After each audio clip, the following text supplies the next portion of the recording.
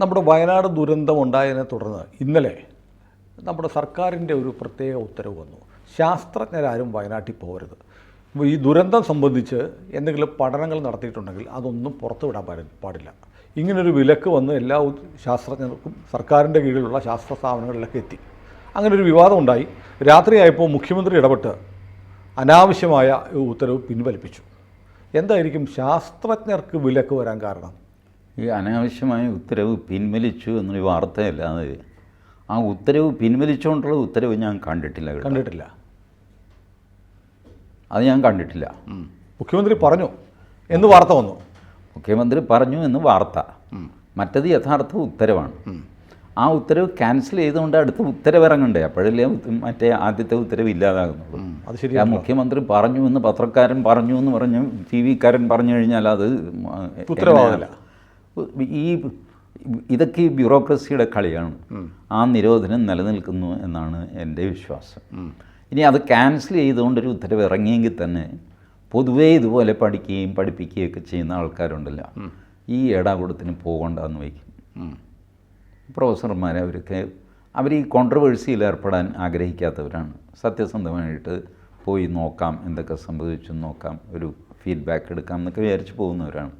അവരാരും തന്നെ ഈ പോയാൽ കുഴപ്പമാകും എന്നാരെങ്കിലും പറഞ്ഞാൽ തന്നെ അവർ വെച്ച കാല പുറകോട്ട് വേണ്ടപ്പോൾ ഇനി ഞാൻ കാരണം പ്രശ്നം ഉണ്ടായിരുന്നു വേണ്ട. കാരണം കേരളത്തിലാണെങ്കിൽ തൊട്ടതെല്ലാം രാഷ്ട്രീയമാണ്. അപ്പോൾ ഇപ്പോൾ ശാസ്ത്ര സാഹിത്യ പരിഷത്താണ് പഠിക്കാൻ പോകുന്നതെങ്കിൽ ഈ സർക്കുലർ ഒരു പക്ഷേ ഇറങ്ങില്ല. പരിഷത്ത് CPM-ന് അനുകൂലമായ റിപ്പോർട്ട് കൊടുക്കും. ഇവരൊക്കെ അവിടെ കയറി താമസിച്ച് എന്തിനെന്നൊക്കെയുള്ള ചോദ്യം ചോദിച്ച് വഷളാക്കും. എങ്ങനെയാണ് പിണറായി വിജയനെ സംരക്ഷിക്കേണ്ടത് അവർക്കറിയാം, അവരത് ചെയ്യും. അത് ചെയ്യാൻ കൂട്ടാക്കാത്ത ആൾക്കാരെ പരിഷത്തിൽ നിന്ന് പണ്ടേ അവർ പുറത്താക്കി കഴിഞ്ഞു, ശുദ്ധമായി പരിഷത്ത്.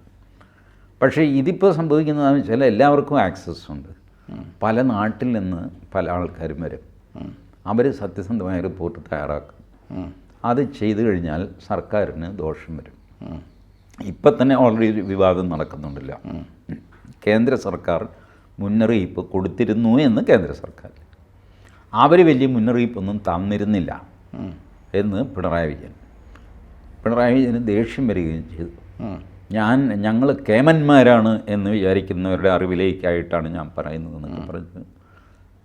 അങ്ങർക്ക് ദേഷ്യം വന്നത് എന്താണെന്ന് വെച്ചാൽ മറ്റേ പുള്ളി പറഞ്ഞത് സത്യമാണ്. അമിത്ഷാ പറഞ്ഞല്ല, ഈ ബഹളം വയ്ക്കാതെ കയ്യിലുള്ള കടലാസ് വായിച്ചു നോക്ക്, കോപ്പി കയ്യിലുണ്ടല്ലോ, അത് വായിച്ചു നോക്ക്, ബഹളം വയ്ക്കാൻ. പക്ഷേ ആ കടലാസുകൾ കേന്ദ്ര സർക്കാർ പൂർണ്ണമായി പുറത്ത് വിട്ടിട്ടുണ്ടെന്നാണ് എൻ്റെ വിശ്വാസം. അവൈലബിൾ അല്ല. അവൈലബിൾ അല്ലെങ്കിൽ ആയിരിക്കും. ഇപ്പം PIB വെബ്സൈറ്റ് കയറി നോക്കും, മിക്കവാറും അതിലുണ്ടാവും.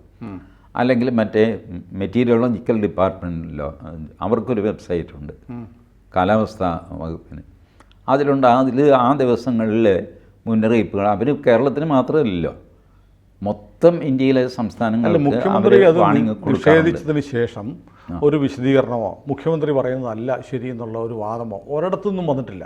ഇല്ല, അത് വരികയുമില്ല. കാരണം മുഖ്യമന്ത്രി ഇങ്ങനെ ഒരു ഗുണ്ടടിച്ചു എന്ന് പറഞ്ഞിട്ട് അമിത്ഷാ വീണ്ടും അതിന് മറുപടി കൊടുത്ത് ഇത് വഷളാക്കേണ്ട കാര്യം എന്താ? പറയാനുള്ളത് പറഞ്ഞു, എഴുതി കൊടുക്കാനുള്ളത് കൊടുത്തു, വാണിംഗ് കൊടുക്കാനുള്ളത് കൊടുത്തു. ഇനി അതിൽ കൂടുതൽ ഈ ഒരു അവസ്ഥയിൽ ഒരു രാഷ്ട്രീയ വിവാദം വേണ്ടാന്ന് വെച്ച് കാണും. ഞാൻ പറയുന്നത് ആളുകൾക്ക് സംശയമുണ്ടെങ്കിൽ മെറ്റീരിയോളജിക്കൽ ഡിപ്പാർട്ട്മെൻറ്റിൻ്റെ വെബ്സൈറ്റിൽ വേണം പോകാൻ. ഇത് 2018 ഇതേ തർക്കം ഉണ്ടായതാണ്. ഞാൻ മെറ്റീരിയോളജിക്കൽ ഡിപ്പാർട്ട്മെൻറ്റിൻ്റെ വെബ്സൈറ്റിൽ നിന്ന് എടുത്ത് നോക്കിക്കഴിഞ്ഞപ്പോൾ കറക്റ്റാണ്, അവർ വാണിംഗ് എല്ലാം കൊടുത്തിരുന്നു. വാണിംഗ് കൊടുത്തിട്ടും അന്ന് ഡാമിലെ ജലനിരപ്പ് കുറയ്ക്കാൻ MM മണി തയ്യാറായില്ല. MM മണി KSEBയും തയ്യാറായിരുന്നില്ല. ആവുന്നത്ര വെള്ളം സംഭരിച്ച് അതിൻ്റെ വൈദ്യുതി ഉണ്ടാക്കി കുറച്ച് വിൽക്കുകയും ചെയ്യാം. പർപ്പസ് നന്നായിരുന്നു കേട്ടോ, ഇല്ലെന്ന് ഞാൻ പറയില്ല. പർപ്പസ് അവരുടെ ശുദ്ധമായിരുന്നു, നമുക്ക് മാക്സിമം വെള്ളം നിറയ്ക്കാം. ബട്ട് ഈ സംഭവം എന്താണെന്ന് വെച്ച് കഴിഞ്ഞാൽ മാക്സിമം നിറയ്ക്കാൻ പോയപ്പോൾ മാക്സിമത്തിൽ കൂടുതൽ അങ്ങ് മഴ പെയ്തു. പിന്നെ കുറേശ്ശെയായിട്ട് തുറന്നു വിട്ട് കൺട്രോൾ ചെയ്യാനുള്ള ആ ലെവൽ കഴിഞ്ഞു. ഡാം ടു ഡാം കമ്മ്യൂണിക്കേഷനും ഇല്ലാതെ പോയി. ഞാൻ എൻ്റെ ഡാം തുറക്കാൻ പോവുകയാണെന്ന് സുനിലിനെ അറിയിക്കണം. അപ്പോൾ സുനിൽ പറയും ഞാനും തുറക്കാൻ പോവാണ്, ആർക്കാണ് എമർജൻസി അത് നോക്കിയിട്ട് ഏതെങ്കിലും ഒരെണ്ണം തുറക്കുക. അതിന് പകരം 9 ഡാമൊക്കെ ഒരുമിച്ച് കമ്മ്യൂണിക്കേഷനില്ല, മൊബൈലിന് റേഞ്ച് ഇല്ലെന്നോ അങ്ങനെയൊക്കെ പറഞ്ഞു. ഈ ആദ്യം വേണ്ടത് ഒരു ഡെഡിക്കേറ്റഡ് കമ്മ്യൂണിക്കേഷൻ സിസ്റ്റമാണ്. ഈ വല്ലവൻ്റെയും ടവർ നോക്കിയിട്ട് KSEB കമ്മ്യൂണിക്കേഷൻ വയ്ക്കരുത്. KSEBക്ക് ഡെഡിക്കേറ്റഡ് കമ്മ്യൂണിക്കേഷൻ വേണം. അത് പണ്ട് ലൈൻ ഉണ്ട് ഈ ടവർ ലൈൻ, ഇലക്ട്രിക്കൽ ലൈൻ, ഒരു ഹൈ ഫ്രീക്വൻസി ലൈൻ അവരുടെ ഇലക്ട്രിക് ലൈൻ വഴി തന്നെ കമ്മ്യൂണിക്കേഷൻ സിസ്റ്റം ഉണ്ട്. പക്ഷേ അത് ഡാമിലില്ല, അത് പ്രവർത്തിക്കുന്നില്ല, അത് ശ്രദ്ധിച്ചിട്ടില്ല. എന്തിന് ഡാമിൽ എത്ര വെള്ളം കയറി എന്നുള്ള ആ ഒരു മാപിനിയം ഉണ്ടല്ലോ, അതുപോലും ചെരിഞ്ഞായിരിക്കുന്നത്, അതിലെങ്ങനെ തിരിച്ചറിയാൻ. അപ്പോൾ അങ്ങനെയൊക്കെയുള്ള ഇൻഎഫിഷ്യൻസീസ് ഉണ്ടായി. അങ്ങനെ ശരിക്കും പറഞ്ഞു കഴിഞ്ഞാൽ ഡാം തുറന്നു വിട്ട് പ്രളയമുണ്ടാക്കുകയായിരുന്നു. ഈ കാര്യം വ്യക്തമാണ്. ഇത് ഞാൻ വ്യക്തമാക്കി ഞാൻ ഹൈക്കോടതിയിൽ പോയി, ഹൈക്കോടതിയിലുണ്ട്. എൻ്റെ കാലത്ത് അതിൻ്റെ വിധി വരുമെന്ന് ഞാൻ വിചാരിക്കുന്നില്ല. ഫ്യൂച്ചർ ജനറേഷന് വേണ്ടിയിട്ട് ആ വിധി ഒരിക്കൽ വരുമായിരിക്കും. അതോ ഇനി പെറ്റീഷനെ കണ്ടില്ല എന്ന് പറഞ്ഞ് തള്ളിക്കളയുമെന്ന് പറഞ്ഞുകൂടാ. എന്തുമായിക്കോട്ടെ, that was the fact. You can go to meteorological department website. ആ വെബ്സൈറ്റിൽ കൃത്യമായിട്ട് ഈ ഡാറ്റ എല്ലാം കിടപ്പുണ്ടാകും. അത് മറ്റ് സംസ്ഥാനങ്ങൾ ഉപയോഗിക്കുന്നു, നമ്മൾ ഉപയോഗിക്കാറില്ല എന്ന് വെച്ച് കഴിഞ്ഞാൽ കേരളത്തിൻ്റെ ഒരു സ്വഭാവം ഉണ്ടല്ലോ, മാറി താമസിക്കാൻ ആൾക്കാർ തയ്യാറല്ല. അങ്ങനെ ഒരു സ്വഭാവക്കാരാണ് നമ്മൾ. അതിൻ്റെ ദോഷവും ഗുണവും ഒക്കെ നമ്മൾ അനുഭവിക്കാറുണ്ട്. മറ്റ് സംസ്ഥാനങ്ങൾ അങ്ങനെയല്ല. ഒറീസ, ബംഗാൾ, ഈ പറഞ്ഞ ഗുജറാത്ത്, ഇവിടെയൊക്കെ അത് അമിത്ഷാ പറയുന്നുണ്ട്, അവർക്ക് മുന്നറിയിപ്പ് കൊടുത്തു, അവർ ആളെ മാറ്റി പാർപ്പിച്ചു. വലിയ കൊടുങ്കാറ്റ് ഒഡീസയിൽ അടിച്ചു, ഒരു മരണം പോലും ഉണ്ടായില്ല. ഒരാൾ മരിച്ചു, പക്ഷേ അത് ദുരന്തത്തിലല്ല, വേറെന്തോ ആക്സിഡൻറ്റിലാണ്. ബംഗാളും അതുപോലെ ചെയ്തു. കേരളത്തിൽ നമ്മൾ തീരദേശത്തെ ഒഴിപ്പിക്കാൻ നോക്കിയേ, ഒഴിയില്ല. നേരത്തെ ഈ സ്വഭാവം ഉണ്ടായിരുന്നു. ഞാനതിൻ്റെ ഒരു എന്താ പറയുക, ഒരു ഗുണഭോക്താവാണ് ചെറുപ്പത്തിൽ. ഞാൻ 4ാം ക്ലാസ് വരെ പഠിക്കുന്ന ഒരു LP സ്കൂൾ എൻ്റെ ഗ്രാമത്തിലുണ്ട്. അപ്പോൾ ഈ കർക്കിടക മാസത്തിൽ എല്ലാ സ്ഥലത്തും വെള്ളം കയറും, എല്ലാ സ്ഥലത്തും. അതിൻ്റെ ഒരു ഇച്ചിരി ഹൈ ഏരിയയിലാണ് എൻ്റെ വീടൊക്കെ, ഒരല്പം, ഒരു 1/2 മീറ്റർ. അപ്പോൾ ബാക്കിയെല്ലാം മുങ്ങുമ്പോഴും ഞങ്ങളുടെ ആ പ്രദേശം മുങ്ങില്ല. കുളമൊക്കെ ഇങ്ങനെ ബ്രിമ്മിൽ ഇങ്ങനെ നിൽക്കും. കുളവും തോടും പറമ്പും ഒക്കെ ഒരേ രീതിയിൽ ഇങ്ങനെ നിൽക്കും. കണങ്കാല് വരെയൊക്കെ പറമ്പിൽ വെള്ളം നിൽക്കും. അപ്പോഴും വീട്ടിനുള്ളിൽ കയറില്ല. ബട്ട് ലോ ലയിങ് ഏരിയയിലുള്ളവർ അവർ കർക്കിടക മാസത്തിൽ മുങ്ങും എന്നുള്ളത് ഉറപ്പാണ്. അപ്പോൾ സ്കൂള് തുറന്ന് ഒരു 2-3 ദിവസം കഴിയുമ്പോൾ സ്കൂളിന് അവധിയാണ്. കാരണം ഇവരെ കൊണ്ടുവന്ന് താമസിപ്പിച്ച് കഴിഞ്ഞാൽ സപ്ലൈ ഓഫീസർ അരി കുറച്ച് കൊടുക്കും, ബാക്കി നാട്ടുകാരുടെ സംഭാവനയാണ്. കഞ്ഞി, പയർ, കറി. അവിടെ വലിയ ഉത്സവം പോലെ 10-15 ദിവസം ഇവരെല്ലാവരും കൂടെ താമസിക്കും. അപ്പോൾ ഞങ്ങളും അതിൻ്റെ ഇടയ്ക്ക് ഓടിക്കളിക്കുക, അത് മാറാ പിള്ളേരെ എന്നൊക്കെ പറഞ്ഞിട്ട് നമ്മൾ ഓടിക്കുക. ഇങ്ങനെയൊക്കെ വലിയൊരു ഇതായിരുന്നു. അന്ന് മാറി താമസിക്കാൻ ആർക്കും ഈ വിരോധം ഉണ്ടായിരുന്നില്ല. അത്യാവശ്യം സാധനങ്ങൾ ഈ മഴ ഇങ്ങനെ പെയ്ത് പൊങ്ങി വരുന്നു എന്ന് കാണുമ്പോൾ അത്യാവശ്യം സാധനങ്ങളൊക്കെ അടുക്കി കെട്ടി പോകേണ്ടി വരും കേട്ടോ, റെഡി ആയിക്കുമെന്ന് പറഞ്ഞിട്ട് നാട്ടുകാരെ ആളുകൾ തയ്യാറാവാത്തത് എനിക്കറിയില്ല. ആ കൾച്ചറേ നഷ്ടപ്പെട്ടു. There is an emergency, you have to migrate temporarily. ക്യാമ്പുകളിലൊക്കെ പോയി കിടക്കാനുള്ള കഷ്ടപ്പാടെന്നൊക്കെ കരുതിയിട്ടായിരിക്കും. ആ സുഖ സൗകര്യങ്ങൾ ഒട്ടും തന്നെ ത്യജിക്കാൻ നമ്മൾ തയ്യാറല്ല. അതിന് ഞാൻ തെറ്റ് പറയില്ല. ഇപ്പോൾ ഫാൻ ഒരു അഡിക്ഷനാണ്. ഫാൻ ഇല്ലെങ്കിൽ സാങ്കല്പികമായിട്ടെങ്കിലും കൊതുക് കടിക്കുന്നതായിട്ട് തോന്നും. ശരിയാണ്, കൊതുക് ഉണ്ടാവില്ല, പക്ഷെ കൊതുക് കടിക്കുന്നു, എന്തോ അസ്വസ്ഥത ഇതൊക്കെ ഉണ്ടാകുന്നു. അപ്പോൾ മനുഷ്യർക്ക് ഈ സുഖ സൗകര്യങ്ങൾ വിട്ടിട്ട് ഏതെങ്കിലും സ്കൂളിൽ പോയി 15 ദിവസം താമസിക്കണമെന്ന് പറഞ്ഞു പിന്നെ ആൾ കൂടുതൽ പ്രൈവസി കോൺഷ്യസ് ആണോ ഇപ്പോൾ? അതെ, അതുകൊണ്ട് സ്വകാര്യത അതുകൊണ്ട് ഞാൻ ഈ സുനിലുമായിട്ട് ഇതിലൊക്കെ സംസാരിക്കും, പക്ഷേ സുനിലിൻ്റെ കൂടെ താമസിക്കാനൊന്നും എനിക്ക് പറ്റില്ല. കംഫർട്ടല്ല. ഈ ടൈപ്പ് ബിഹേവിയർ ആയി കഴിഞ്ഞു നമ്മൾ. അതുകൊണ്ട് മാറി താമസിക്കാൻ നമ്മുടെ ആൾക്കാർ തയ്യാറല്ല. അപ്പോൾ പിന്നെ എന്താ, ഉരുൾ പൊട്ടിക്കഴിഞ്ഞാൽ തീരും. നമ്മുടെ വിഷയത്തിലേക്ക് നമ്മൾ ഇപ്പോൾ ഒറീസയിലൊക്കെ പലപ്പോഴും പത്രത്തിൽ വരാറുണ്ട്, ആരും ശ്രദ്ധിക്കാതെ പോവുകയാണ്. 2 ലക്ഷം പേരെ മാറ്റിപ്പാർപ്പിച്ചു. ഞാനിങ്ങനെ സങ്കല്പിച്ച് നോക്കാം, 2 ലക്ഷം പേരെ മാറ്റിപ്പാർപ്പിക്കുക എന്നൊക്കെ പറഞ്ഞു കഴിഞ്ഞാൽ എന്തെല്ലാം സൗകര്യങ്ങൾ വേണം. കുറഞ്ഞതൊരു 1500 സ്കൂളെങ്കിലും ഒഴിപ്പിച്ച് അതിൽ ഈ ആൾക്കാരെ കൊണ്ട് താമസിപ്പിക്കുക. കൊടുങ്കാറ്റ് കഴിഞ്ഞൊരു 4-5 ദിവസം കഴിയുമ്പോൾ ശാന്തമായി കഴിയുമ്പോൾ മെല്ലെ ഇവരെ തിരിച്ച് അവരുടെ സ്ഥലത്തേക്ക് ട്രാൻസ്പോർട്ട് ചെയ്യുക, അവിടെ നശിച്ചു പോയത് പുനർനിർമ്മിക്കുക. ഇതൊക്കെ ബംഗ്ലാദേശ്, ബംഗാൾ, ഒറീസ, എന്തിനും നമ്മുടെ ആന്ധ്ര, വിശാഖപട്ടണം, പടിഞ്ഞാറ് ഗുജറാത്ത് ചെയ്യുന്നുണ്ട്, മഹാരാഷ്ട്ര ചെയ്യുന്നുണ്ട്. നമുക്ക് മാത്രം ഇപ്പുറത്ത് കടൽ കയറി കഴിഞ്ഞാൽ നമ്മൾ നിലവിളിക്കും, മല ഇടിഞ്ഞാലും നമ്മൾ നിലവിളിക്കും. മാറിക്കൊടുക്കാൻ നമ്മൾ തയ്യാറല്ല. അപ്പോൾ മാറിക്കൊടുക്കാത്തതിന് കാരണം എന്താണെന്ന് റിസർച്ച് ചെയ്യുന്നതിന് പകരം ഞങ്ങൾക്ക് ഒരു മുന്നറിയിപ്പും കിട്ടിയില്ല. മുന്നറിയിപ്പ് കിട്ടിയപ്പോൾ ഈ ആശാൻ എന്താ ചെയ്തേ? കിട്ടിയപ്പോഴും അറിയില്ല.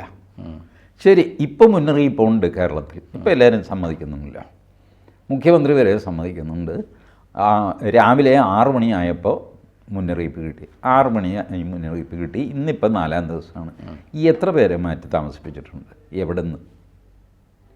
ഈ ഇടിഞ്ഞ സ്ഥലത്ത് ഇടിഞ്ഞു. ഇനി ഇടിയാൻ പോകുന്ന സ്ഥലങ്ങളുടെ ലിസ്റ്റും അവർ കൊടുത്തിട്ടുണ്ടല്ലോ. അവിടെ നിന്ന് എത്ര പേരെ മാറ്റി താമസിപ്പിച്ചു? ഒരാളെപ്പോലും നമ്മൾ മാറ്റി താമസിപ്പിച്ചിട്ടില്ല. അടുത്തത് പൂട്ടിക്കഴിഞ്ഞാൽ അവിടെ ആൾക്കാർ എല്ലാവരും ക്യാമറയും ടി വിയൊക്കെ ആയിട്ട് അങ്ങോട്ട് പോകും. ഇത് തന്നെ പരിപാടി. ഞാനൊരു സംശയം, നമുക്ക് മാറാൻ പറ്റില്ല. അത് മറ്റൊരു വിഷയം. ഞാൻ TG ഇപ്പോൾ നമ്മൾ തുടങ്ങി വെച്ചത് ഈ ശാസ്ത്രജ്ഞന്മാരെന്ന് പറഞ്ഞാൽ അവർക്ക് ഒരു ദുരന്തം ഉണ്ടായതിൻ്റെ കാരണങ്ങൾ എന്താണെന്ന് പഠിക്കാം, ഭാവിയിൽ അത് ഉണ്ടാവാതിരിക്കാനുള്ള നിർദ്ദേശങ്ങൾ മുന്നോട്ട് വയ്ക്കാം. അതിനുവേണ്ടി അവർ ആ സ്ഥലങ്ങളിൽ പോയി കാണുകയല്ലേ വേണ്ടത്? കാണുകയാണ് വേണ്ടത്. അതിന് ഒരു റെസ്ട്രിക്ഷൻ വയ്ക്കാം. നിങ്ങൾ ജില്ലാ കളക്ടറെ അറിയിച്ചിട്ട് വേണം പോകാൻ. It is A danger zone. അവിടെ ഈ ശാസ്ത്രജ്ഞൻ പോയിട്ട് അയാളുടെ തലയിൽ കല്ല് വീണു എന്ന് പറഞ്ഞിട്ട് പിന്നെ അടുത്ത പ്രശ്നം ഉണ്ടാവരുത്. അതൊരു ഇതാണല്ലോ. ഈ എന്തെങ്കിലും സംഭവിച്ചു കഴിഞ്ഞാൽ ഉടനെ അങ്ങ് പഠിക്കണം. 4 ദിവസം കഴിഞ്ഞ് പഠിച്ചാൽ പോരെ. അതുകൊണ്ടല്ലോ. ബട്ട് അത് പഠനം പാടില്ല എന്നൊരു ഉത്തരവ്. അത് എഗ്രി ചെയ്തു. എന്നാൽ പിന്നെ നേരത്തെ നടത്തിയ പഠനത്തിലെ വിവരങ്ങൾ പുറത്തുവിടരുതെന്ന് പറയുന്നതിൻ്റെ കാര്യം എന്താ? അത് ഡേഞ്ചറസ് ആയതുകൊണ്ട് ഇതുപോലത്തെ ഞാനീ പറഞ്ഞ പ്രവൃത്തികളൊക്കെ ചെയ്തിട്ടുള്ളതുകൊണ്ട് ഈ പുറത്ത് വിടരുതെന്നൊക്കെ പറഞ്ഞു കഴിഞ്ഞാൽ ഇപ്പോൾ ഈ പുറത്ത് വിട്ടാൽ ഇവരെന്ത് ചെയ്യും? അതൊരു ഒഫൻസ് ഒന്നുമല്ല, ഇവർക്കൊന്നും ചെയ്യാൻ പറ്റില്ല. ഒരാൾ പഠനം പുറത്ത് വിടരുതെന്നൊക്കെ പറഞ്ഞു കഴിഞ്ഞാൽ ഇവിടെ 24 മണിക്കൂറും മുല്ലപ്പെരിയാർ പൊട്ടും എന്ന് ആൾക്കാർ പറയുന്നുണ്ട്. വല്ല പഠനം ഉണ്ടായിട്ടാണ്? ഒന്നുമല്ല. ഇപ്പോൾ പശ്ചാത്തലത്തിൽ വീണ്ടും പറയുന്നുണ്ട്, വീണ്ടും മുല്ലപ്പെരിയാർ പൊട്ടും. കാരണം ഈ ചുളുവിന് മുല്ലപ്പെരിയാർ ഇതിനകത്ത് രക്ഷപ്പെടുത്തിയെടുക്കുക. മുല്ലപ്പെരിയാർ ഈ നിങ്ങളെല്ലാം കൂടെ മലയങ്ങ് മാന്തിക്കഴിഞ്ഞാൽ മുല്ലപ്പെരിയാർ മാത്രമായിട്ട് തന്നെത്താനിങ്ങനെ നിൽക്കില്ല, അത് പൊളിഞ്ഞ് താഴെ വീഴും. നിങ്ങൾ ഈ അടിമാന്തി കഴിഞ്ഞാലേ ഏത് സാധനവും താഴെ വീഴും. മുല്ലപ്പെരിയാർ മാന്തി നിങ്ങൾ മുല്ലപ്പെരിയാറിൻ്റെ അടിയും കൂടെ മാന്തി അത് താഴത്തേക്ക് വീഴും. എന്നിട്ട് പറയും, കണ്ടോ ഞാൻ പറഞ്ഞില്ലേ മുല്ലപ്പെരിയാർ പൊട്ടുമെന്ന് പറഞ്ഞില്ലേ? അപ്പോൾ പൊട്ടുമല്ലോ, നിങ്ങൾ മാന്തിക്കൊണ്ടിരുന്നാൽ പൊട്ടാതിരിക്കുമോ? നിങ്ങൾ മാന്തൽ നിർത്തുന്നത്, അല്ലെങ്കിൽ ഇതുപോലത്തെ അപകടങ്ങൾ ഉണ്ടായിക്കൊണ്ടിരിക്കും. പക്ഷെ ഞാൻ പറഞ്ഞു വന്നതല്ല, ഏതെങ്കിലും പഠനത്തിൻ്റെ അടിസ്ഥാനത്തിലാണോ മുല്ലപ്പെരിയാർ പൊട്ടും എന്ന് പറയുന്നത്? മുല്ലപ്പെരിയാർ പൊട്ടുകില്ല എന്ന് പറയുന്നത് പഠനത്തിൻ്റെയും അത് പരിശോധിച്ച വിദഗ്ധ സമിതിയുടെയും അതിൻ്റെ പരിശോധന ആർഗ്യുമെൻറ്റും ഒക്കെ കേട്ട സുപ്രീം കോടതി ജഡ്ജ്മെൻറ്റിൻ്റെയും ആ സുപ്രീം കോടതി നിയോഗിച്ച വിദഗ്ധ കമ്മിറ്റിയുടെ ഒക്കെ റിപ്പോർട്ടുകളുടെയും പഠനങ്ങളുടെയും അടിസ്ഥാനത്തിലാണ് പൊട്ടുകില്ല എന്ന് എന്നെ പോലുള്ളവർ പറയുന്നത്. പൊട്ടും എന്ന് പറയുന്നവർക്ക് എന്ത് റിപ്പോർട്ടാണ്, എന്ത് പഠനമാണ്? ആശങ്ക മാത്രം. ഒരു ദിവസം 2 ലക്ഷം ലിറ്ററിൻ്റെ ലീക്ക് ഉണ്ടെന്നോ എന്നൊക്കെ പറയുന്നു. ഇങ്ങനെ ഒരു ദിവസം 1 മണിക്കൂറിലോ എന്ത് വേണമെങ്കിലും പരത്താം. ഇതാണ് ഈ പഠനത്തിൻ്റെ ഒരു പ്രത്യേകത. വേറൊരു സംശയം, നിങ്ങളുടെ കയ്യിൽ ഒരു മെറ്റീരിയൽ, ഞാൻ മുഴുവനൊന്ന് പറയട്ടെ. ഡൽഹി IITയുടെ പഠനം, റൂർക്കി IITയുടെ പഠനം, ഐ ചലഞ്ച് അതൊന്ന് പബ്ലിക് ആക്കട്ടെ കേരളം. നമ്മുടെ NK പ്രേമചന്ദ്രൻ്റെ വലിയ 2 ആയുധങ്ങളാണ് ഡൽഹി IIT, റൂർക്കി IIT. ഇത് പുറത്തുവിടുകയില്ല. വിവരാവകാശ നിയമപ്രകാരം ചോദിച്ചു കഴിഞ്ഞപ്പോൾ സുപ്രീം കോടതിയിൽ കേസ് നടക്കുകയാണ്, അതുകൊണ്ട് പഠനം പുറത്തുവിടാൻ പറ്റില്ല എന്ന് പറഞ്ഞു. അതിനർത്ഥം എന്താ? ആ പഠനം കേരളത്തിൻ്റെ ഈ മുല്ലപ്പെരിയാറിൻ്റെ പൊട്ടും എന്ന് പറയുന്ന ലോബിക്കെതിരാണ് 2 പഠനങ്ങൾ. അതുകൊണ്ടാണ് അത് പുറത്തുവിടാത്തത്. ഇനി ഞാൻ ചോദിക്കട്ടെ, അതായത് ഇപ്പോൾ 2 ലക്ഷം ലിറ്റർ വെള്ളം ലീക്കേജ്, എനിക്ക് മണിക്കൂറിലാണോ എന്നൊരു സംശയമുണ്ട്, ആണെന്നാണ് എനിക്ക് തോന്നുന്നത്, ലീക്ക് ഉണ്ടാവുന്നുണ്ട്. ഒരു വസ്തു, ഡാമാവട്ടെ പാത്രമാവട്ടെ എന്തുമാവട്ടെ, ലീക്ക് ഉണ്ടായാൽ അത് ശക്തിക്ഷയമുണ്ടെന്നല്ലേ അർത്ഥം? അതിലൂടെ ബാക്കി സാധനങ്ങൾ പോരില്ലേ? വെള്ളം ഒഴുകി അത് വലുതാവില്ലേ? അതില്ല എന്ന് വിദഗ്ധ സമിതി പറയുന്നു. ലീക്കില്ല. കൂടെ കേരളത്തിൻ്റെയും തമിഴ്നാടിൻ്റെയും വിദഗ്ധന്മാർ ഡാം പരിശോധിക്കുന്നു. കഴിഞ്ഞ ദിവസവും ഡാം പരിശോധിച്ചു. നിരന്തരം സീപ്പേജ് വാട്ടർ ലെവൽ അത് ഇതൊക്കെ നോക്കുന്നുണ്ട്. അവർ ഡാമിൻ്റെ ഈ പ്രിസ്ക്രൈബ്ഡ് ഹൈറ്റിനേക്കാൾ കൂടുതൽ വെള്ളം വരികയാണെങ്കിൽ അവർ ഡ്രെയിൻ ചെയ്യുന്നുണ്ട്. പക്ഷേ ഇവിടെ ഒരു വല്ലാത്തൊരു രഹസ്യാത്മകതയുണ്ട്. ഇറച്ചി പാലം വഴി കൊണ്ടുപോകും. എന്ത് രഹസ്യാത്മകത അത് ഇന്ന് പബ്ലിക് ഈ കേരളത്തിലെ ജനങ്ങൾ മുഴുവൻ ആശങ്കയിലാണ്. ഒരു 5-10 ജനപ്രതിനിധികളെ കൊണ്ടൊന്ന് കാണിച്ചു കൊടുത്തല്ലേ. പോയി നോക്ക്. കേറ്റൂലല്ലോ വള്ളക്കടവ് കഴിഞ്ഞാൽ അങ്ങോട്ട് കേറ്റൂല. ജനപ്രതിനിധി മാധ്യമപ്രവർത്തകരെ പോലും കേറ്റൂല. മാധ്യമപ്രവർത്തകരെ കയറ്റാൻ പറ്റില്ല, ജനപ്രതിനിധികളെ കയറ്റും. എന്ത് മാധ്യമപ്രവർത്തകരെ? മാധ്യമപ്രവർത്തകർ കയറി ഈ കുത്തിത്തിരിപ്പുണ്ടാക്കുക. ഉള്ളത് സത്യം പറയും. 4 തുള്ളി വെള്ളം വരുന്നതിൻ്റെ ക്യാമറ വെച്ച് കാണിച്ചിട്ട് ആൾക്കാരെ പേടിപ്പിക്കാം. വെള്ളം വരാൻ പാടുണ്ടോ? ഞാൻ ഇല്ല, 4 തുള്ളി വെള്ളം വരാം. അതെന്താ? ഒരു ഡാമിന് സീപ്പേജ് ഉണ്ടാവും.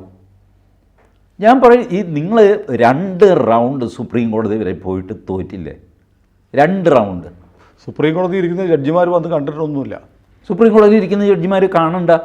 ജഡ്ജിമാർക്ക് എങ്ങനെ ഡാമിൻ്റെ സ്ട്രെങ്ത് പരിശോധിക്കാൻ പറ്റും? അവർ നിയമജ്ഞരാണ്, അവർക്ക് എഞ്ചിനീയർ നോക്കാമല്ലോ. അവരെന്തിനും വന്ന് നോക്കണം. അത് നോക്കാനാണ് അവർ സമിതിയെ വെച്ചിട്ട് നിങ്ങളുടെ പൂനെയിലെ ലാബിൽ ടെസ്റ്റ് ചെയ്തു, ഈ പറഞ്ഞ കാര്യങ്ങൾ മുഴുവൻ ചെയ്തു. അത് കഴിഞ്ഞ് ആ റിപ്പോർട്ടെല്ലാം വെച്ചിട്ടാണ് ഈ വിധി വന്നിരിക്കുന്നത്.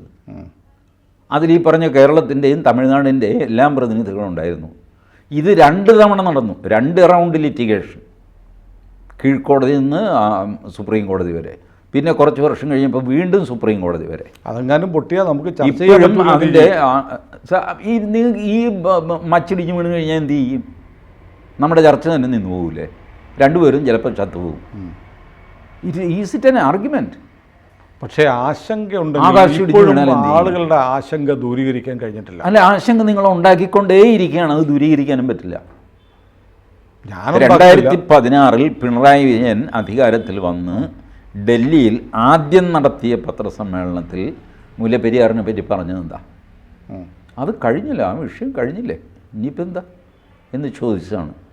ഇങ്ങേര് ഫ്ലൈറ്റ് കയറി തിരുവനന്തപുരത്ത് വരുന്നതിന് മുമ്പേ ഇവിടെ ബഹളമായി. അപ്പോൾ പുള്ളി ഉരുണ്ട് കളിച്ചു, അല്ലാതെ നോക്കാൻ പിടിക്കാൻ ചെയ്യാമെന്നുള്ളതല്ലാതെ കേരളത്തിനൊരു കേസില്ല എന്ന്. Is there any case pending? പിന്നെ കേരള സർക്കാർ ഭയപ്പെടണ്ട, ഒരു പ്രശ്നമില്ല എന്ന് ഇപ്പോഴെങ്കിലും പറഞ്ഞു എന്ന് പറഞ്ഞു കഴിഞ്ഞാൽ ഈ ലോബി സർക്കാരിനെ ആക്രമിക്കുക. അത് പേടിച്ചിട്ട് ആരും മിണ്ടുന്നില്ല. ഒന്നും ചെയ്യുന്നുമില്ലല്ലോ ഇതിനനുകൂലമായിട്ട്. ഞാൻ പറയുന്നത്, ഈ മുണ്ടക്കൈ ദുരന്തം വെച്ചിട്ട് മുല്ലപ്പെരിയാർ രക്ഷപ്പെടുത്തിയെടുക്കാനുള്ള വെപ്രാളമുണ്ട്. അത് നടക്കാൻ പോണില്ല. എനിക്കൊരു സിമ്പിൾ ചോദ്യമേ ഉള്ളൂ. നിങ്ങൾക്ക് തമിഴ്നാടിനോട് എന്താണ് ഇത്ര വിരോധം? ഒരു വിരോധവും ഇല്ല ടി. നമുക്കിവിടെ ജീവിക്കണമെന്നേ ഉള്ളൂ. നിങ്ങൾക്ക് ജീവിക്കാൻ ഇന്ന് വരെ യാതൊരു കുഴപ്പവും ഉണ്ടായിട്ടില്ല. നാളെയോ? ഒരു കുഴപ്പവും ഉണ്ടായിട്ടില്ല. നാളെ ഞാൻ പറയട്ടെ, ഇടുക്കി ഡാം പൊട്ടിയാൽ എന്ത് ചെയ്യും? എന്താ പൊട്ടില്ലെന്നെന്താ ഉറപ്പ്? അതിന് ഇതുപോലെയുള്ള കുഴപ്പങ്ങൾ പറയുന്നില്ല, പറഞ്ഞു കേട്ടിട്ടില്ല. അതെ, പറഞ്ഞു തുടങ്ങിയാൽ മതി. ചുമ്മാ അങ്ങ് പറഞ്ഞു തുടങ്ങിയാൽ മതി. അവിടെ വെള്ളം വരുന്നു, ഇവിടെ വെള്ളം വരുന്നു, മറ്റേതാണ് മറിച്ചതാണ്. ആർച്ച് ഡാം ആകെ ഒന്നേ ഉള്ളൂ ഇന്ത്യയിൽ, അത് ഇടുക്കി മാത്രമാണ്. ആർച്ച് ഡാം ശരിയാവില്ല എന്ന് പറഞ്ഞിട്ട് യുണൈറ്റഡ് നേഷൻസിൽ സമർപ്പിച്ച പ്രമേയം എന്നൊക്കെ പറഞ്ഞിട്ട് പ്രബന്ധം, ഇതൊക്കെ കിട്ടും നിങ്ങൾക്ക്. എല്ലാ ലോബിക്കും അനുകൂലമായ ശാസ്ത്രജ്ഞന്മാരും. ഞാൻ ആ ഡാമിൻ്റെ താഴെ ഇടുക്കി ഡാമിൻ്റെ വോളില്ലേ, അതിൻ്റെ നേരെ അടിയിൽ പോയിട്ടുണ്ട്. അവിടെ ഒരു ഗാർഡനൊക്കെ ഉണ്ട്. അവിടെ ചെല്ലുമ്പോൾ ഒരു കാണാം, നമുക്ക് മഴയേക്കാത്തൊരു പ്രദേശമുണ്ട്. അപ്പോൾ അവിടുത്തെ ഒരു ഉദ്യോഗസ്ഥനോട് പറഞ്ഞു, അവിടെ ഈ ഡാം സർപ്പത്തിൻ്റെ പത്തി പോലെയാണ്, അത് ഇത്ര സെൻറ്റിമീറ്റർ മറ്റോ പ്രഷർ വരുമ്പോൾ വിരിഞ്ഞു വരും എന്ന് പറഞ്ഞാൽ അവിടെ. പക്ഷേ അതിൻ്റെ ചവിട്ടി നിൽക്കുമ്പോൾ വല്ലാത്ത ഭയമുണ്ട് കേട്ടോ. കാരണം അപ്പുറത്ത് ഒരു കടൽ പോലെ വെള്ളത്തിനപ്പുറത്താണ് നമ്മൾ നിൽക്കുന്നത് ഓർക്കുമ്പോൾ പേടിയാണ്. ശരിയാണ്, ടി പറയുമ്പോഴാണ് ഇടുക്കിയെക്കുറിച്ച് ഓർക്കുന്നത്. മുല്ലപ്പെരിയാറിനേക്കാളും വലിയ ദുരന്തമായിരിക്കും. അടുത്ത പേടിയങ്ങ് തുടങ്ങി ഇങ്ങനെ ആഴ്ച വന്ന് പേടിപ്പിക്കുകയാണ്. നിങ്ങൾ പേടിക്കാൻ തയ്യാറായിട്ട് നിന്ന് കഴിഞ്ഞാൽ എന്ത് ചെയ്യും? ആകാശം ഇടിഞ്ഞ് വീഴും. ഈ ബിൽഡിങ്, നമ്മൾ ഇരിക്കുന്ന ബിൽഡിങ് ഇടിഞ്ഞു വീണ് കഴിഞ്ഞാൽ നമ്മൾ എന്ത് ചെയ്യും? ചത്തുപോകുക. അല്ല എന്ത് ചെയ്യാൻ? ജന്തുവാസനയാണത് ഭയം എന്ന് പറയുന്നത്. ജന്തുവാസന ഭയം. ഈ ഒരു പ്രത്യേക സാധനത്തോട് മാത്രം ഭയം എന്ന് പറയുന്നത് ഫോബിയയാണ്, അത് ഫിയർ അല്ല. മനോരോഗമാണ്. മനോരോഗം എന്ന് പറയില്ല, ബേസ്ലെസ് ഫിയർ, അതാണ് ഫോബിയ. മനോരോഗമൊന്നും അല്ല അത് ചില പ്രത്യേക ജീവികളോട്. ടി പറയുന്നത് ആസ് ആൻ എഞ്ചിനീയർ ഞാൻ വിശ്വസിക്കുന്നു മുല്ലപ്പെരിയാർ ഡാം സ്ട്രോങ് ആണ്. I don't find any reason to disbelieve all these experts. ഈ എക്സ്പേർട്സ് മുഴുവൻ കള്ളന്മാരാണ്. പൂനെയിലിരിക്കുന്നവർ, ഇവിടെ പറയുന്ന ഇവരെയൊക്കെ ബ്രൈബ് ചെയ്യാൻ അൺഓഡിറ്റഡ് ഫണ്ട് തമിഴ്നാടിനുണ്ട്. എന്തെല്ലാം എന്തിനും ജസ്റ്റിസ് കെ ടി തോമസിനെ പ്രസിഡൻ്റ് ആക്കാൻ പോകുന്നു, ഇന്ത്യൻ പ്രസിഡൻ്റ് ആക്കാൻ ജയലളിത കൈക്കൂലി കൊടുത്തു എന്നൊക്കെ പറഞ്ഞ് എന്തെല്ലാം കഥകളാണ്. എന്ത് ചെയ്യാൻ പറ്റും ഇതിനൊക്കെ? ഏത് അപവാദവും നിങ്ങൾക്ക് പ്രചരിപ്പിക്കാം. എന്തൊക്കെയാണ് ഒരു കാര്യം സത്യമാണ്, ജനങ്ങൾക്ക് ഭയമുണ്ട്. ജനങ്ങൾക്ക് ഭയമൊന്നുമില്ല. ഭയം ഉണ്ടെങ്കിൽ ആ മുല്ലപ്പെരിയാർ ഭാഗത്തു നിന്ന് മാറി താമസിക്കട്ടെ. ആരെങ്കിലും താമസിക്കുമോ? മാറി താമസിക്കുമോ? ഇല്ല. വെറുതെ ഞങ്ങൾ പാഞ്ഞ് കടിക്കാൻ ഈ DYFIക്കാരൻ്റെ ആർഗ്യുമെൻറ്റും കൊണ്ട് ഇന്ന് നടക്കരുത്. ഞാൻ ജനങ്ങളുടെ പക്ഷത്താണ്, DYFIയുടെ ആർഗ്യുമെൻ്റ് അല്ല. ഈ പക്ഷത്ത് അല്ല TG, എനിക്ക് പേടിയൊന്നുമില്ല.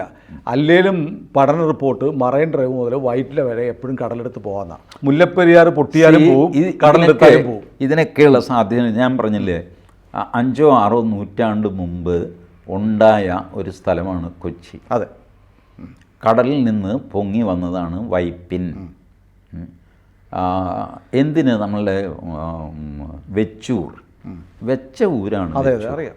കേരളത്തിൻ്റെ പടിഞ്ഞാറേ അതിരെന്ന് പറയുന്നത് ആ വൈക്കം, പിന്നെ നമ്മുടെ മമ്മൂട്ടിയുടെ സ്ഥലമുണ്ട് ചെമ്പ്, എൻ്റെ നാടാണ് മറ്റേ ഇത് ഉദയനാപുരം.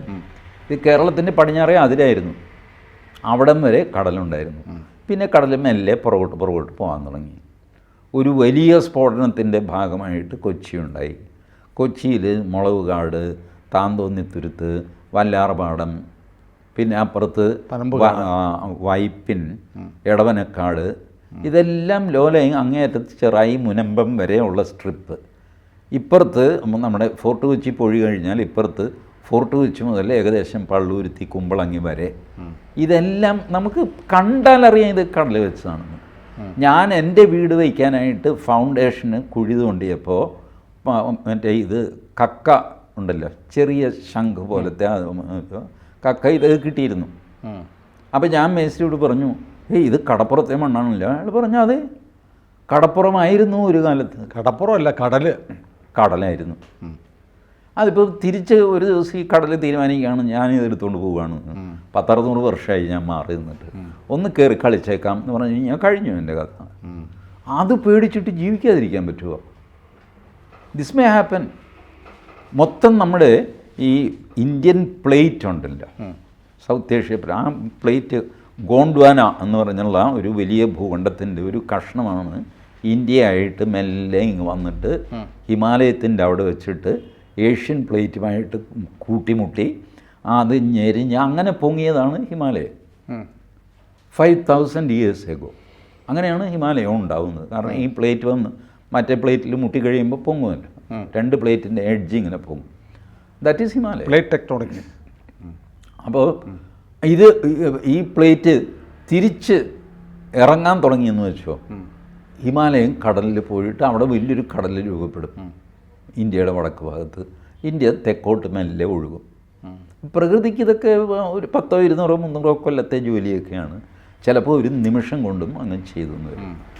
അതിന് നമുക്ക് ഒന്നും ചെയ്യാൻ പറ്റില്ല. ഒന്നും മനസ്സിലാക്കുക, ഈ മനുഷ്യൻ എന്ന് പറയുന്നത് വളരെ വളരെ നിസ്സഹായനായ ഒരു ജീവിയാണ് പ്രകൃതിക്ക് മുമ്പിൽ. ആ ഒരു എളിമ മനസ്സിലുണ്ടാവും. പ്രകൃതിയെ കീഴടക്കുക എന്ന് അതൊരു യൂറോപ്യൻ കൺസെപ്റ്റാണത്, പ്രകൃതിയെ പീഡിപ്പിക്കുക. അതുകൊണ്ടാണ് പ്രകൃതി വിഭവങ്ങൾ ചൂഷണം ചെയ്യുക എന്ന് പറയുന്നത്. ഈ ചൂഷണം എന്നുള്ള വാക്ക് ഇംഗ്ലീഷിൽ നിന്ന് എക്സ്പ്ലോയിറ്റേഷൻ എടുത്ത് മലയാളത്തിലാക്കിയതാണ് ചൂഷണം.